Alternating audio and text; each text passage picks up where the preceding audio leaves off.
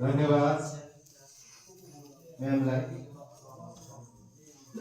समूह कार्यमा हाम्रो अब अर्को एउटा छ, तपाईँको ऊर्जालाई कम गराउने कार्यहरू के हुन् भनेर हामीलाई 7 मिनट सुझाइदिनु भएको थियो।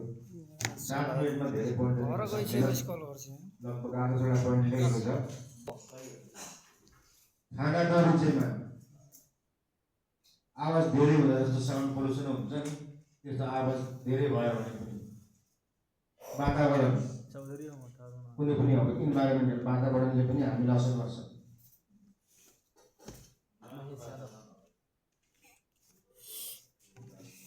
काम गर्नुभन्दा धेरै सोच्ने बानीले पनि ओभर थिङ्किङ, वर्क ओभरलोड, झगडा पर्दा अनि हाई एक्सपेक्टेसन, रोगका कारण अब हामी अनहेल्दी भयौँ भने पनि भयो। बिहान उठ्दा नराम्रो कुरा सोच्नु, तनाव हुँदा हौसला घट्नु, श्रीमती तथा घर परिवारसँग झगडा पर्दा, सामाजिक व्यवहार नराम्रो पाउँदा, लैङ्गिक भेदभाव, जातीय भेदभाव,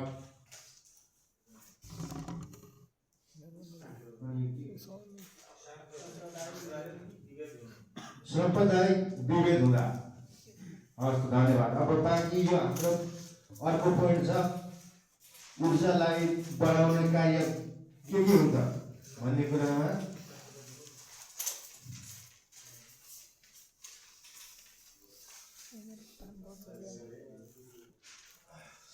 नम्बर 1 छ प्रेममा सफल। प्रेममा सफल हुँदा, निन्द्रा पुग्दा, वातावरण फ्रेस तथा शान्त हुँदा, आत्मविश्वास हुँदा। अब कुनै पनि टिममा हामीले कुनै पनि टिमलाई खेलमा होइन एउटा टिमले जित्योस् भनेर हामीलाई एक्सपेक्टेसन हुन्छ नि, त्यो टिमले जित्यो भने पनि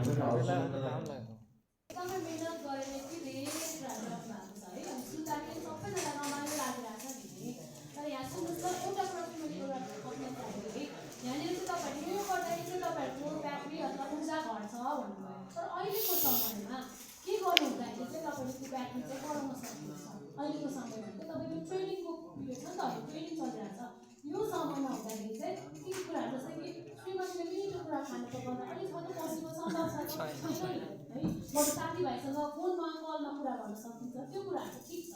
तर कतिपय कुरा चाहिँ अहिले नमिल्ने कुराहरू पनि छ। केही छैन, तपाईँहरूले मिहिनेत गर्नुभयो, तर अरूले पनि त्यस्तै छ भने चाहिँ प्लिज यो चाहिँ नमिल्ने कुरा, अहिलेको सन्दर्भमा नमिल्ने कुरा चाहिँ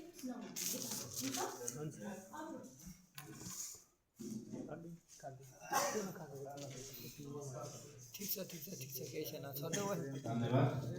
आज हामी यहाँ हामीहरूको ऊर्जा चाहिँ कसरी कम हुन्छ दैनिक कार्य गर्दाखेरि ऊर्जालाई कम गराउने कारणहरू के हो भनेर हामी भन्न गइरहेका छौँ।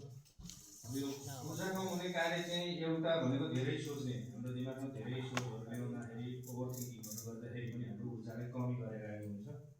दोस्रोसँग समय व्यवस्थापन गर्न नसक्नाले कुन काम कुन समय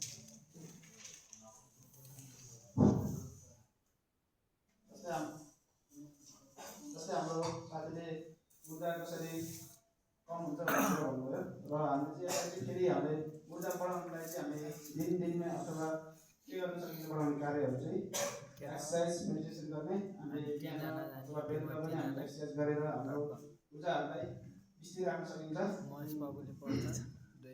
समय व्यवस्थापन गर्ने, अब जस्तै हामीले खानपिन अब जुनै बेला नि गर्ने, काम फेरि आफ्नो मन लागेको बेला गर्ने, त्यसै गर्नु हुँदैन। हामीले टाइम टेबल बनाउनुपर्ने हुन्छ। अनि राम्रो खानपिन र समयमा सुत्ने, खानपिन चाहिँ अब समयमा सुत्नाले धेरै फरक पर्छ। ढिलो सुत्यो भने हाम्रो इनर्जी त्यतिकै लस हुन्छ, त्यसैले हामीले समयमा सुत्नु गर्नुपर्छ। प्रशस्त मात्रामा पानी पिउने, पानी अब साथीले भन्नु भएछ, पानी चाहिँ धेरै मात्रामा पिउनुपर्छ। पानीले स्वास्थ्यलाई ऊर्जालाई धेरै बढाउनुपर्छ। स्माइल, हामी जहिले पनि रिसाउँदा पनि स्माइल हुनुपर्छ।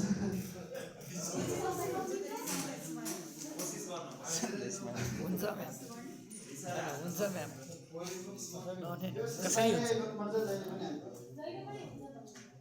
जहिले पनि हामी जहिले पनि हुन त सकिँदैन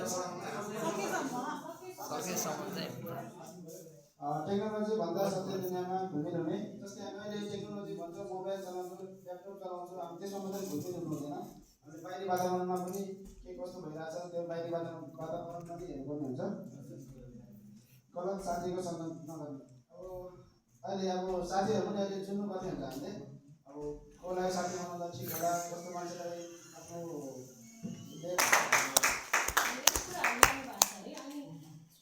बढी ध्यान दिनु इन्भाइरोमेन्ट राम्रो वा सफा हुनु कुनै काम गर्दा रिलेसनसिप वा जिहादले साथ दिनु मोबाइलमा गीत सुन्नु यति नै भन्छ